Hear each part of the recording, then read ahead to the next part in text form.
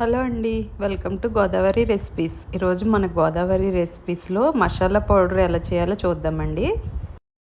1 cup లవంగాలు, అరకప్పు జీలకర్ర, అరకప్పు దాల్చిన చెక్క, పావు కప్పు యాలకులు, పావు కప్పు అనాస పువ్వు, 2 జాజికాయలు, మరాఠీ మొగ్గలు, జాపత్రి కొద్దిగా తగ్గించి తీసుకోండి.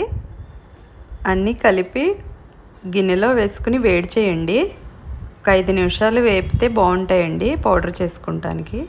చల్లారిన తర్వాత మిక్సీ పట్టి మెత్తగా పౌడర్ చేసుకోండి. పౌడర్ కూడా కొద్దిగా చల్లారాలండి. 1 అర కేజీ ధనియాలు తీసుకున్నానండి. ధనియాల పౌడర్ విడిగా చేస్తాను. ధనియాలు కూడా దోరగా వేగించి పౌడర్ చేస్తాను. చేసి పక్కన పెట్టుకుంటే మన కర్రీస్లోకి ఈజీగా ఉంటుందండి.